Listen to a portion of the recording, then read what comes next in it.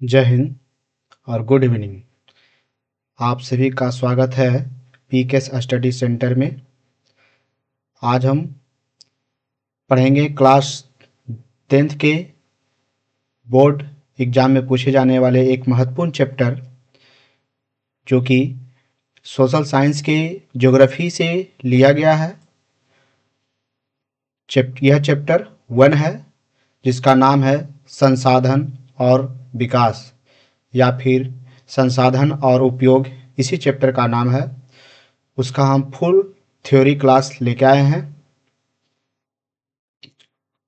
आप लोग अच्छे से इस वीडियो को देखेंगे और वीडियो को लाइक करेंगे और अपने दोस्तों के साथ शेयर भी कर देंगे।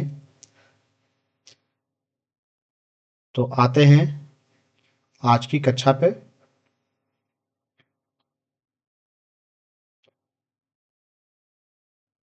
अगर आपको बता दें कि अगर आप लोग यह वीडियो पूरा देख लेते हैं तो इससे आने वाले क्वेश्चन, इस चैप्टर से आने वाले क्वेश्चन आप सबों को नहीं छूट पाएंगे। देख सकते हैं चैप्टर का नाम है भारत संसाधन एवं उपयोग। यह भूगोल का है, चैप्टर नंबर 1। आप लोग को एक ज़रूरी बात बता दूं कि आप लोग को जो पीडीएफ मिलता है, पीडीएफ में देखिएगा कि यहाँ पर लिखा है YouTube@पिंटू सर 1109। इस पर आप क्लिक करिएगा तो इस क्लिक करने के बाद यह डायरेक्ट आपको यूट्यूब पर ले जाएगा और जो पीडीएफ में दिया हुआ है उसी का वीडियो आपको दिखाई देगा। तो आज का टॉपिक होगा संसाधन, सतत विकास, भूमि संसाधन, मृदा के प्रकार, जल संसाधन, वन एवं वन्य प्राणी संसाधन, खनिज संसाधन और शक्ति, जिसे ऊर्जा भी कहते हैं, यानी ऊर्जा संसाधन।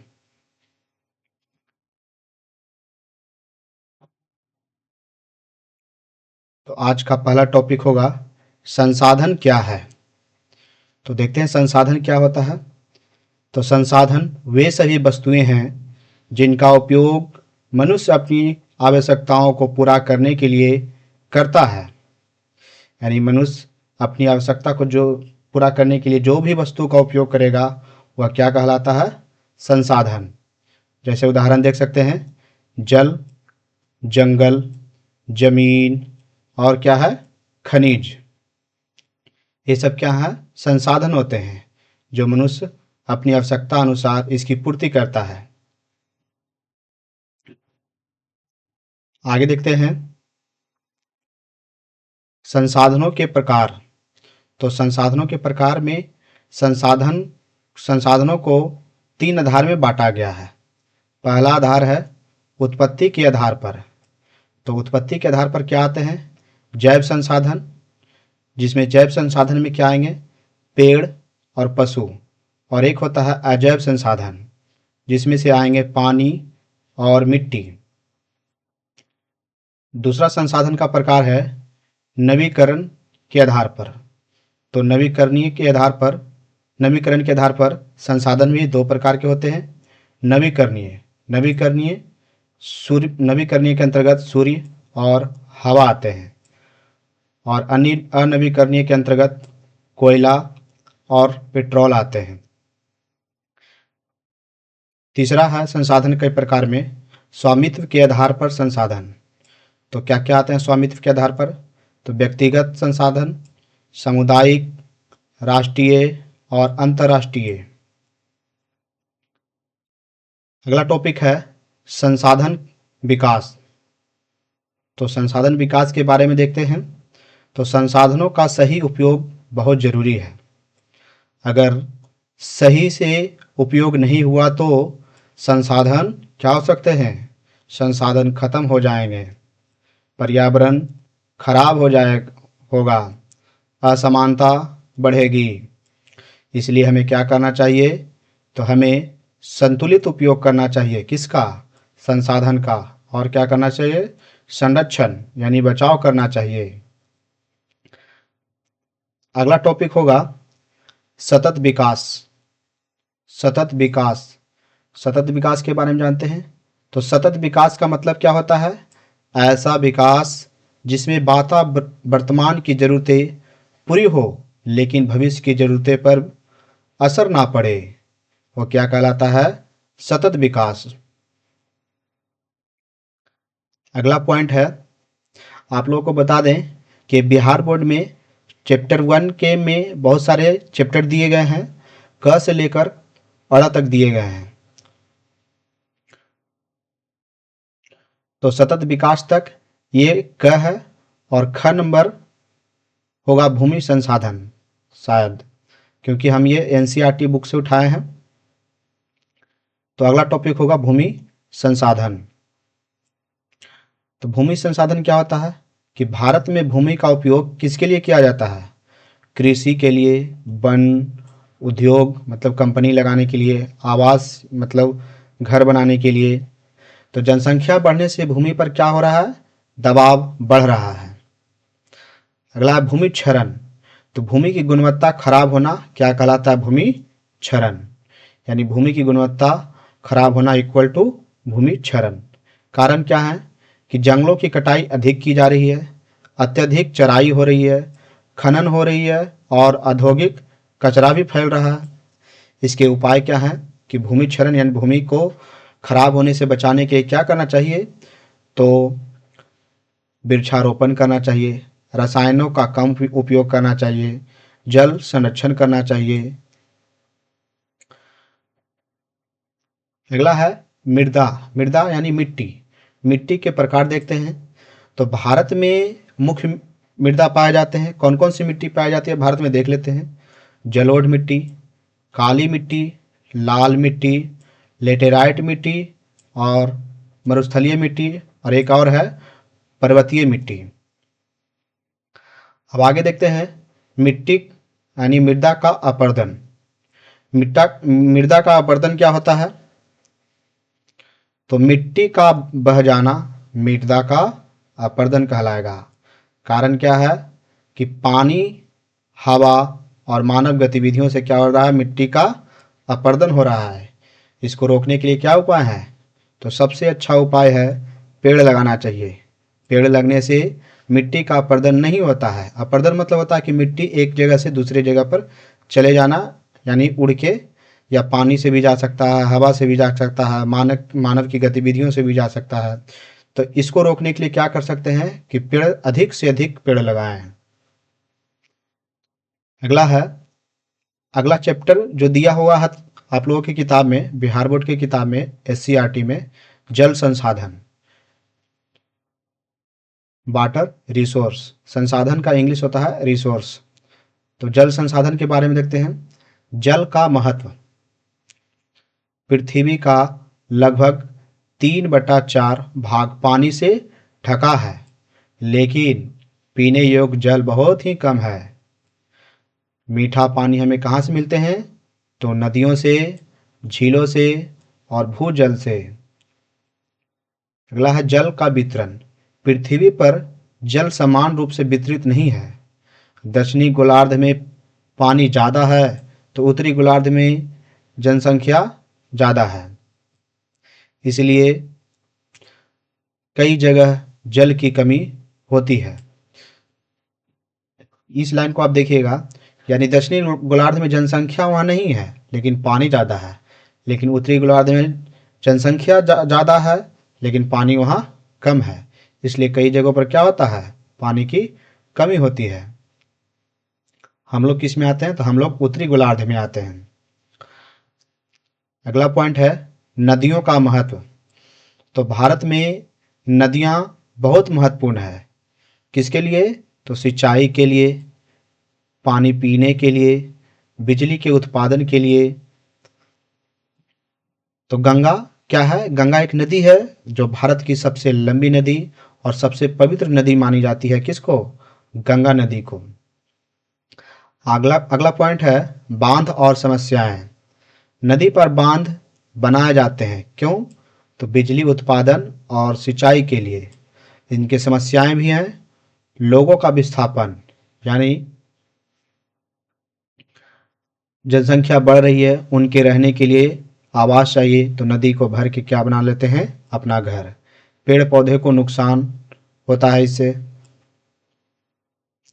अगला है, उसी में लिखा हुआ कि इसके लिए कई आंदोलन हुए थे। तो कौन कौन से आंदोलन हुए थे, तो नर्मदा बचाओ आंदोलन, टिहरी बांध आंदोलन, ये सब आंदोलन जल के लिए किए गए थे। नर्मदा बचाओ आंदोलन और टिहरी बांध आंदोलन या जल में यानी बांध बनाने के लिए किए गए थे। अगला है जल संकट। बढ़ती जनसंख्या और शहरीकरण के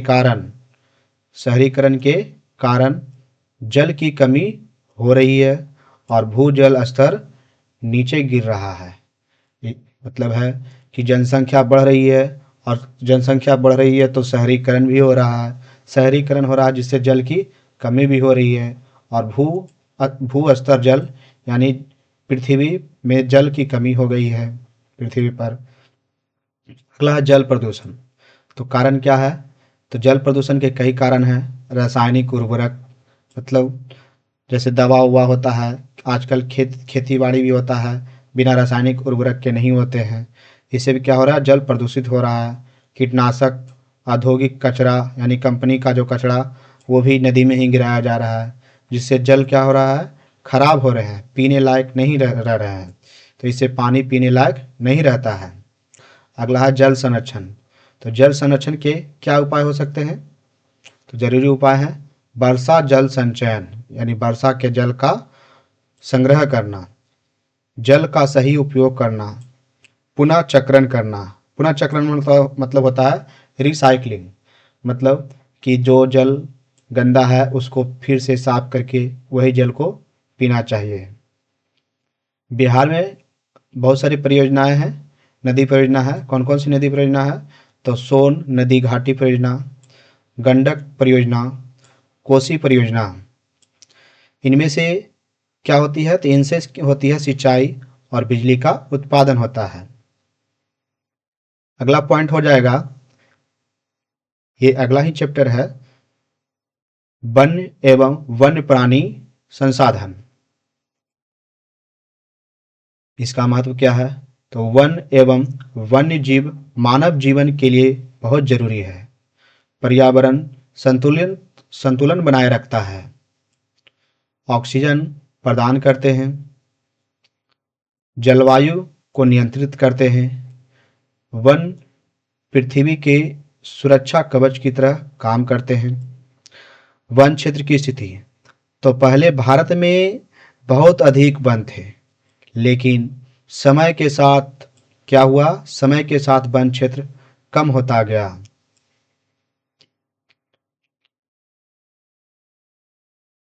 और अब 2021 लिखा हुआ है, 2021 के अनुसार लगभग 21.76% क्षेत्र वन बचे हैं।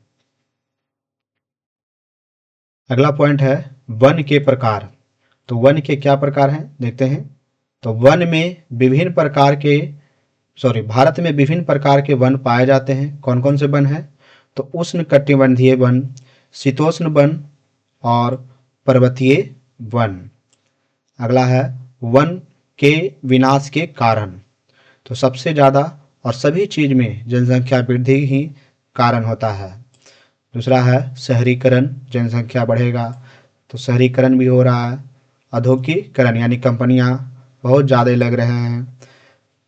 पेड़ों के अंधाधुंध कटाई भी हो रहे हैं।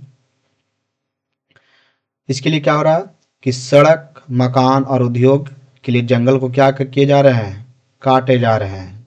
तो वन कटेगा तभी तो घर बनेगा, और जब घर बनेगा जनसंख्या बढ़ेगा तो वन का तो विनाश होगा ही। तो इसके परिणाम क्या है, तो वन के विनाश के कारण वन्य जीवों का घर खत्म हो रहा है, यानी जंगली जानवरों का घर खत्म हो रहा है। कई प्रजातियां विलुप्त हो रही है और पर्यावरण असंतुलन बढ़ रहा है। तो संरक्षण इसके लिए क्या कर सकते हैं, तो वन और वन्य जीवों को बचाना बहुत जरूरी है। भारत में कई प्रयास किए जा रहे हैं। तो कौन कौन से प्रयास हैं, तो राष्ट्रीय उद्यान, वन जीव अभयारण्य, सरकारी योजनाएं लाए जा रहे हैं। तो इसके लिए क्या उपाय है? पेड़ लगाना, अवैध कटाई को रोकना, लोगों में जागरूकता फैलाना। जागरूकता फैलाएंगे कि हम लोग वनों को नष्ट नहीं करें, अधिक से अधिक संख्या में पेड़ लगाएं। अगला होगा पॉइंट खनिज संसाधन। खनिज संसाधन देखते हैं खनिज संसाधन के अंतर्गत आने वाले क्या क्या चीज हैं। तो खनिज क्या है? तो खनिज वे प्राकृतिक पदार्थ हैं जो पृथ्वी की सतह या अंदर पाए जाते हैं, जैसे लोहा, तांबा, सोना, कोयला। ये सब क्या है? तो ये खनिज संसाधन है, यानी खनिज हैं जो कहाँ पाए जाते हैं? तो पृथ्वी के अंदर पाए जाते हैं। अब है खनिज के प्रकार। तो खनिज मुख्यतः दो प्रकार के होते हैं। कौन कौन? तो धात्विक खनिज और अधात्विक खनिज। धात्विक खनिज क्या होता है? कि जिनसे धातु प्राप्त होती है, यानी जिनसे जो धातु प्राप्त होंगे वो क्या कहलाएंगे? धात्विक खनिज। जैसे लोहा, तांबा, ये सब क्या है? धात्विक खनिज है। उसी तरह जिनसे धातु नहीं मिलती है, जैसे अभ्रक और नमक, ये सब क्या है? अधात्विक खनिज हैं। आगे है खनिजों का वितरण। खनिज पूरे देश में समान रूप से नहीं पाए जाते हैं। कुछ क्षेत्रों में अधिक, कुछ क्षेत्रों में कम खनिज जमीन के नीचे पाया जाता है। इन्हें खनन द्वारा निकाला जाता है। खनन जिसे माइनिंग भी कहते हैं। तो खनन करके ही हम खनिज को प्राप्त कर सकते हैं। अगला पॉइंट है कि खनिजों की विशेषता। खनिज का ये पॉइंट है कि खनिज अनवीकरणीय संसाधन है। एक बार खत्म होने पर दोबारा नहीं बनते हैं लेकिन लाखों करोड़ों वर्ष लग जाते हैं। इसलिए इनका उपयोग जरूरी है। इनका उपयोग करना सही से जरूरी है।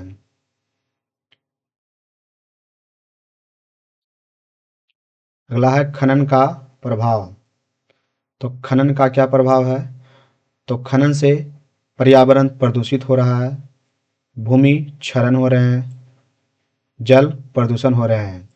खनन से आसपास के क्षेत्रों में बुरा प्रभाव पड़ता है। यानी जमीन को खोदकर खनिज निकालते हैं तो ये पर्यावरण प्रदूषित होते हैं, भूमि क्षरण होते हैं, जल प्रदूषित भी होते हैं। अगला इसके उपाय यानी संरक्षण। तो खनिजों को संरक्षण बहुत जरूरी है। इसका सीमित उपयोग किया जाए, पुनर्चक्रण किया जाए, वैकल्पिक संसाधनों का उपयोग करना चाहिए। तो भारत में खनिज क्या है? तो भारत में प्रमुख खनिज कोयला, लोहा, अयस्क, बॉक्साइट, अभ्रक, ये सब क्या है? ये भारत के खनिज हैं। अगला है शक्ति यानी ऊर्जा संसाधन। तो ऊर्जा संसाधन क्या है? तो ऊर्जा संसाधन वे संसाधन हैं जिनसे हमें ऊर्जा प्राप्त होती है। उदाहरण के लिए कोयला, पेट्रोलियम, गैस, बिजली, ये सब क्या है? ऊर्जा संसाधन है। तो ऊर्जा के प्रकार को देखते हैं। अगला पॉइंट है ऊर्जा के प्रकार, यानी उपयोगिता के आधार पर ऊर्जा दो प्रकार के होते हैं। नवीकरणीय ऊर्जा देखते हैं। नवीकरणीय ऊर्जा क्या होता है? कि नवीकरणीय ऊर्जा वो होता है जो बार बार प्राप्त होते हैं, जैसे सौर ऊर्जा और पवन ऊर्जा। क्या सूर्य की रोशनी कभी खत्म हो सकती है? नहीं। पवन यानी हवा कभी खत्म हो सकता है? तो नहीं। तो ये दोनों क्या हो जाएंगे? नवीकरणीय ऊर्जा। उसी तरह से दूसरा है अनवीकरणीय ऊर्जा, जो खत्म हो जाती है, यानी कोयला, पेट्रोलियम। पेट्रोलियम के अंतर्गत बहुत सारे चीज़ आते हैं, जैसे हाल ही में चल रहा है, जैसे LPG cylinder, petrol, diesel, kerosene, ये सब क्या है? ये खत्म हो सकते हैं, इसलिए इसको क्या कहेंगे? अनवीकरणीय ऊर्जा संसाधन। अगला है पारंपरिक ऊर्जा स्रोत। तो मुख्य स्रोत क्या क्या है? तो कोयला, पेट्रोलियम, प्राकृतिक गैस। तो कोयला भारत का सबसे प्रमुख ऊर्जा स्रोत है। यानी ऊर्जा हमें भारत में सबसे अधिक किससे मिलते हैं? तो कोयला से मिलते हैं। कोयला के प्रकार को देखते हैं। तो कोयला 4 प्रकार का होता है: एंथ्रासाइट, बिटुमिनस, लिग्नाइट और पीट। अगला है पेट्रोलियम और गैस। पेट्रोलियम भारत में कई क्षेत्रों में मिलता है। पेट्रोलियम भारत में भी मिलता है। कहाँ कहाँ? असम डिगबोई, उसके बाद है गुजरात, मुंबई हाई है, और पूर्वी तट पर क्या मिलते हैं? पेट्रोलियम मिलते हैं भारत में। प्राकृतिक गैस अक्सर पेट्रोलियम के साथ मिलते हैं। अगला बिजली उत्पादन। तो बिजली के प्रकार क्या क्या है? तो ताप बिजली, जिसे थर्मल पावर कहते हैं, कोयला जलाकर, जल बिजली, पानी से बिजली जो पैदा होता है, और परमाणु बिजली। ये थे बिजली के प्रकार। आगे आते हैं बहुउद्देशीय परियोजना। तो बड़े बांधों से बिजली, सिंचाई, बाढ़ नियंत्रण होता है। तो बड़े बड़े बांधों से क्या क्या होते हैं? बिजली का परियोजना होता है, सिंचाई भी होते हैं, बाढ़ नियंत्रण भी किया जाता है। उदाहरण के लिए जैसे भाखड़ा नागल बांध, दामोदर घाटी, हीराकुंड बांध, ये सब क्या है? ये सब बड़े बड़े बांध हैं। अगला है गैर पारंपरिक ऊर्जा। नई ऊर्जा स्रोत जैसे सौर ऊर्जा सूर्य से प्राप्त होता है, पवन ऊर्जा हवा से प्राप्त होता है, ज्वारीय ऊर्जा बायोगैस जो कि गोबर से प्राप्त होते हैं। तो इस तरह से यह चैप्टर 1 था। तो आप लोग पढ़ते रहिए, अच्छे से पढ़िए, और पीके स्टडी सेंटर के साथ हमेशा बने रहें। तो आप लोग बताएंगे कमेंट करके कि आप लोगों को यह वीडियो कैसा लगा। और इस चैप्टर का अगला जो वीडियो होगा वह होगा ऑब्जेक्टिव क्वेश्चन का, जो कि बहुत जल्द हम लेके आएंगे। आप लोगों को यह वीडियो अच्छा लगा हो तो वीडियो को लाइक कर लेंगे और अपने दोस्तों के साथ शेयर भी कर देंगे। और आप लोगों ने चैनल अभी तक सब्सक्राइब नहीं किया है तो सब्सक्राइब जरूर कर लेंगे। तो मिलते हैं अगली कक्षा में। धन्यवाद।